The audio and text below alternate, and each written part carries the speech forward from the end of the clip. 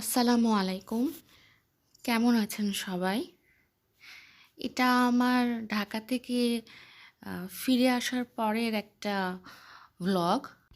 প্রথমেই ক্যালেন্ডার দেখানোর কারণ ছিল, এখন ফেব্রুয়ারি মাস চলছে। আমার কাছে মনে হয় যে কিছুদিন আগে জানুয়ারি মাস শুরু হলো, ২০২৩ সালের জানুয়ারি মাস। কিন্তু এর মধ্যে যে ১ মাস পার হয়ে গেছে, সেটা মানে কিভাবে যে পার হলো, আমরা কিন্তু অনেক সময় আমরা বুঝতে পারি না যে সময় কত তাড়াতাড়ি আমাদের চলে যায়। সময় চলে যায়, সময়ের মতো কিন্তু আমরা অনেক সময় পিছনে পড়ে থাকি। আজকে সারাদিন অনেক ব্যস্ততায় গিয়েছে।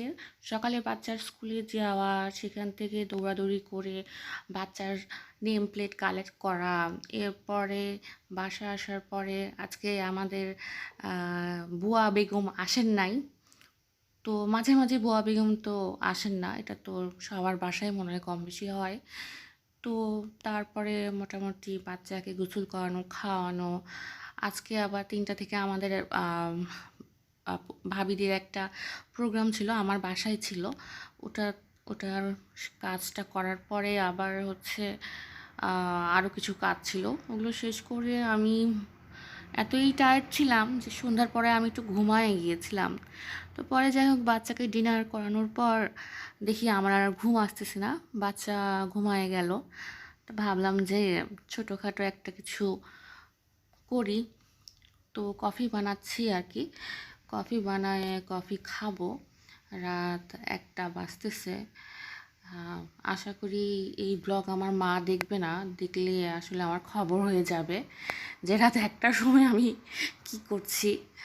আসলে এই সময়টা আমার পড়াশোনা করার কথা, কিন্তু আমি পড়াশোনা না করে আমার শখের কাজ করছি, ব্লগ বানাচ্ছি, একটা ক্রিয়েটিভিটির কাজ করছি। মানে আমার কোনো কিছু ক্রিয়েটিভিটি টাইপের কিছু করতে খুবই ভালো লাগে।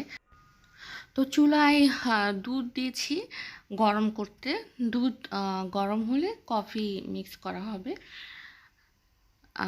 দুধের ব্যাপারটা হয়ে যায় যে দুধ ততক্ষণ বলক উঠবে না যতক্ষণ না আমি অন্য কোনো দিকে মনোযোগ না দেব। যখন আমি অন্য কোনো দিকে মনোযোগ দিব তখন দুধে বলক চলে আসবে। এটা কি অন্য কারোর সাথে হয় না, শুধু আমার সাথেই হয়? এটা কমেন্ট করে জানাবেন তো কেউ। তো অপেক্ষা করছি দুধে কখন বলক আসবে, কারণ দুধে বলক আসলে আমি কফি বানাতে পারবো, এবং কফি বানায় কফি খেলে আমি ভিডিও এডিটিং শুরু করতে পারবো।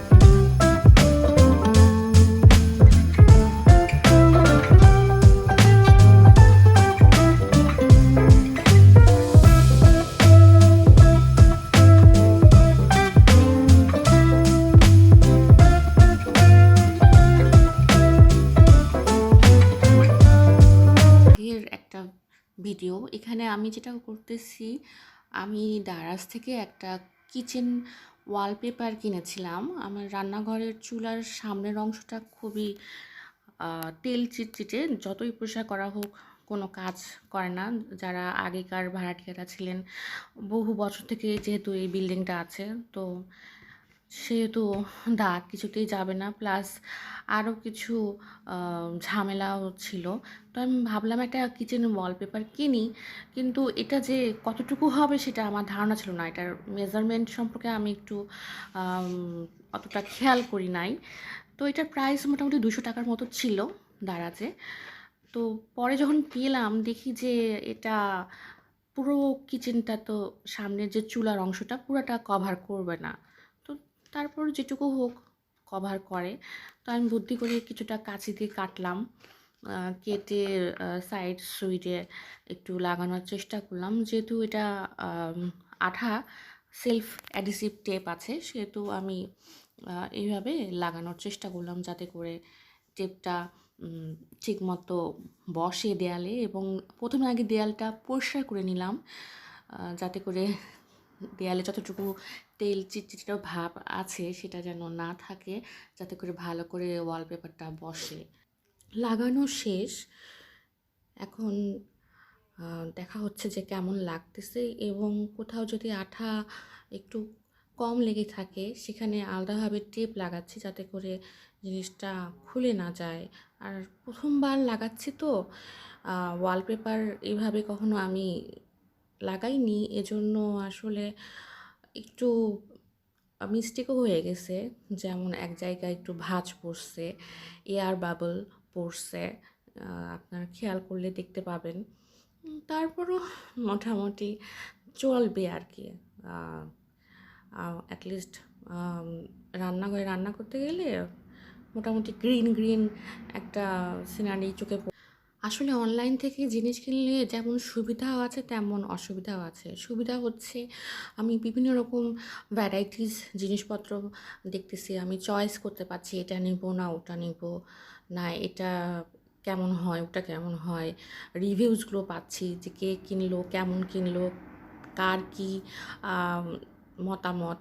আবার আরেকটা অসুবিধা হচ্ছে আসলে বাস্তবে জিনিসটা কেমন হবে বা কতটুকু দৈর্ঘ্য হবে, কতটুকু প্রস্থ হবে, এটার বিষয়ে আসলে অতটা আমরা খেয়াল করি না।